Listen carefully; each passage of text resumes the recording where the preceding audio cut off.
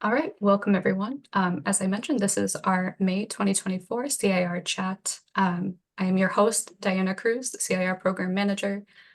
Today we have with us our very special guest, Joseph Schieffer. He is the CEO at A2J Tech. Today he's going to be demonstrating a new build in our CIR system. He's going to show us all how to enter a new intake, something that I know a lot of us on this call have done many a time. So please note that this initial build was created with lots and lots of feedback from the community. We have folks from our pilot working group who gave a lot of information about how they would like to see this happen. So this is an initial build, as I mentioned, and we are looking for feedback. So if you see anything during today's presentation, we'll have kind of an opportunity for Q&A at the end. Additionally, feel free to put comments in the chat, or you can email us at innovation@dcbarfoundation.org. And I'll put that email in the chat as well. But I will say, go ahead, Joseph, and you can take over from here. All right, thanks, Dina. Okay, I'll go through putting in an intake, and because the intakes that are put into the system, ultimately your organizations will receive, we want to make sure that everyone is collaborating on what is included in this intake form, because you may receive that information at some point. All right, I'll go ahead and share my screen and go through the process. One thing to know is that the process that the navigator will actually go through, we still need to work on and refine. Today's discussion is more about the fields and what we're collecting so that we're getting information that will be useful to you in evaluating if you can serve that person. All right, so let's go ahead, and these are just all fake cases at this point. So let's add a new case. My thought is for this initial form is to get the contact information.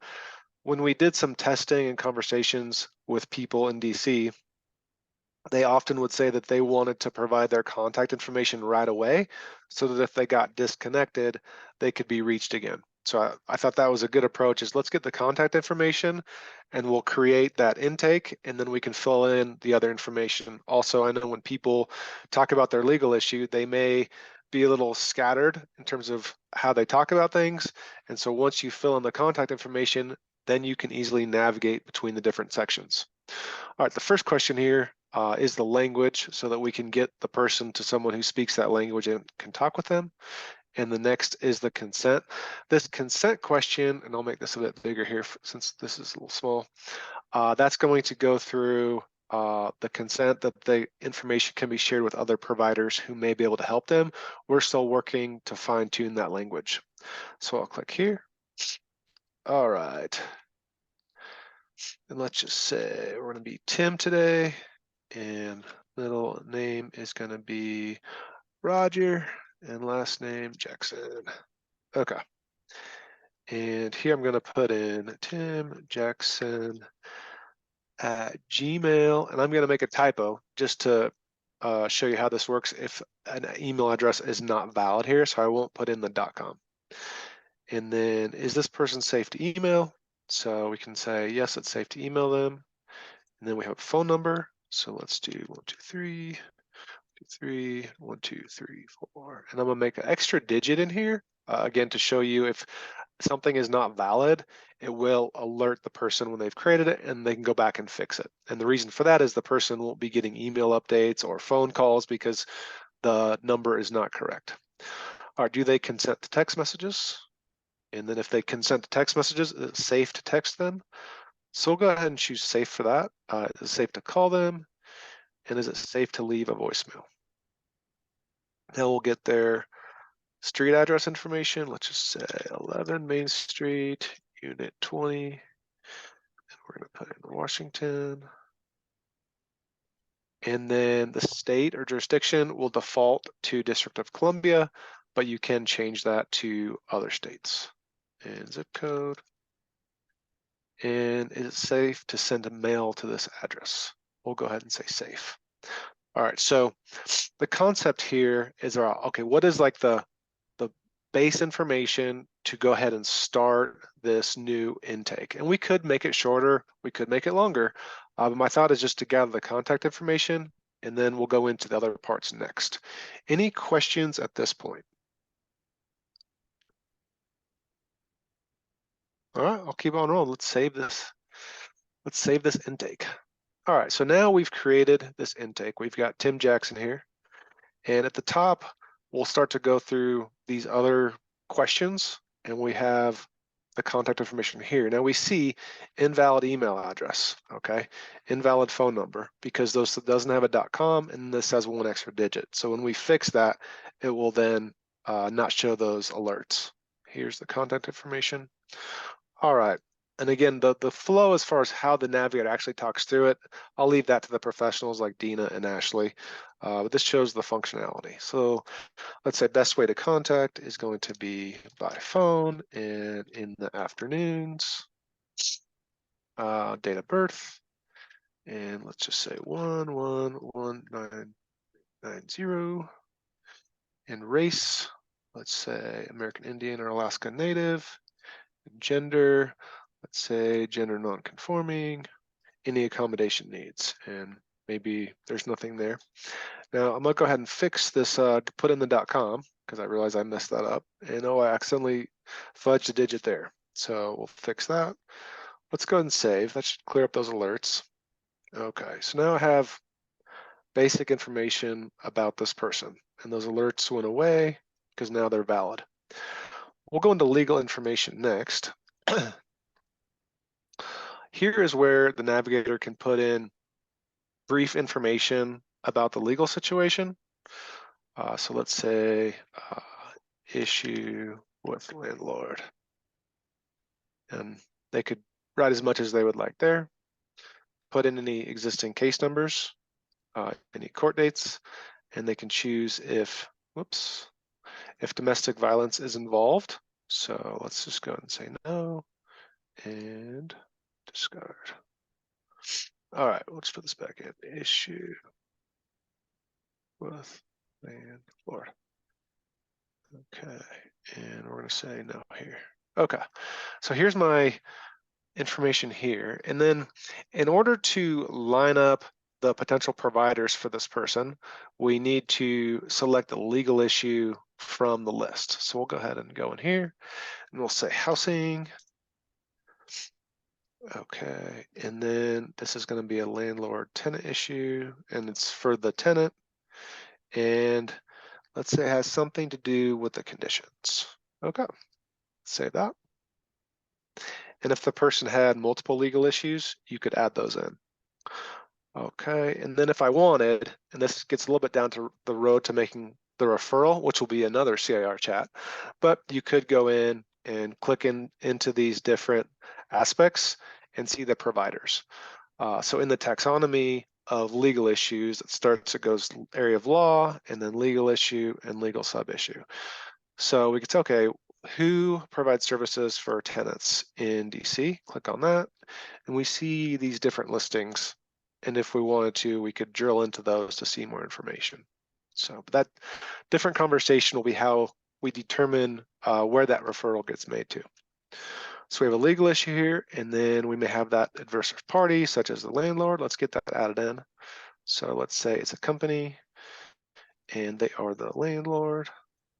And the company name is going to be ABC Properties, Inc. And they are at 20 Pine Street, Suite 20 in Washington, Columbia, to save. If there are multiple opposing parties, you can add those in here. So on this tab, we've got the legal information, some of these open text fields, and key information such as if DV is involved, the legal issue, and any adverse parties. And you can drill into it and edit it if you need to. Now next, let's go to the person's household and their income.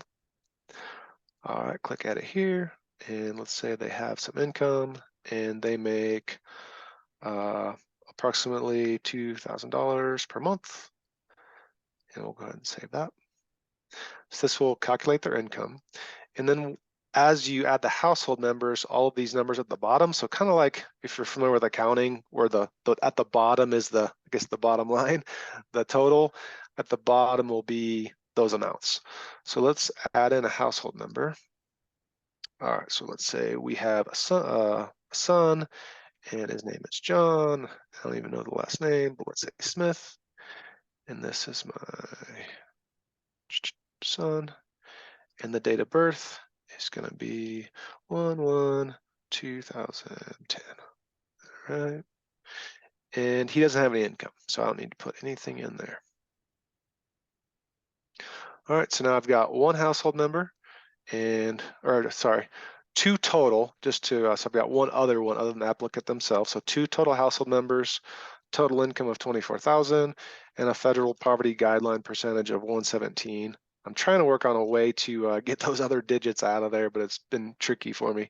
So, all right, so now we have the applicant's information, their legal information, and their income.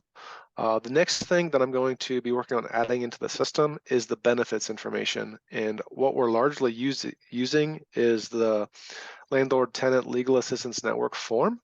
So thanks to the people that contributed on that. With these types of projects, often we're building on what's already been done. So LT Land is a great example of that. We used many of the structures that I see in here. And so we'll be adding in these benefits questions. So Social Security, supplemental security income, disability insurance, TANF, SNAP, etc. And then we'll consider those as we build out that federal poverty guideline total percentage and the total amount. One thing to consider, and your feedback is appreciated, is if there are particular ways that you calculate some type of income number for eligibility. Often I'll see in the service listings that people, let's go ahead and go into one of those, people will serve up to a certain percentage of poverty. So let's go to bread, for example, bread for the city. Okay, all right. And subscription eligibility. Income should be at or below 250%. All right, so that with the calculation you saw in the intake form, that's going to give us some clear guidelines. Now, if you include certain benefits or exclude certain benefits or anything like that, that would be good to know. Now, if across the providers in DC, if they have, each one does it differently, so there's 60 ways to calculate income, that could be a little challenging. But if there, let's say maybe there are 5 ways or 10 ways or some other, we could create those different figures. And then when the logged in user, let's go back to intake. So let's say the logged in user is from Bread for the City and they calculate income in a certain way. Then when they see the income, it would be the Bread for the City way because we know who the logged in user is, so we can calculate it how they want it. So if there are any nuances that would help you to more quickly determine the person's eligibility and make a decision as far as whether you can proceed with the case, please let us know that and we can build that logic in. And I think with that, I'll pass it back to Dina to see if there are any questions or comments. Thank you so much, Joseph. I know I don't speak for just myself here when I say it's so exciting to see the build in action and to get even closer to our implementation. So thank you so much for all your work in building this out. I wanted to just highlight something that I put in the chat recently, but again, we are, as Joseph said, really basing this off of community feedback and existing community structures. So we actually had a request to enter the benefits separately because people obviously calculate income differently. And we had providers mentioning like they don't count TANF or don't count SNAP. So they would want to be able to like make their calculations with information rather than just saying this person receives $3,500 per month and no further information. So just again, emphasizing the importance of all of our wonderful community partners throughout this process and really just shaping this to be what it is. As a reminder, I'm putting it in the chat one more time, but if you do find yourself with feedback or questions after our session, please email us at innovation@dcbarfoundation.org. We really want to hear from you. It's crucial in making this the best possible product that it can be. And I will stop talking now and open it up for questions. I am going to stop the recording now, so please feel free to ask whatever questions you would like. Thank you.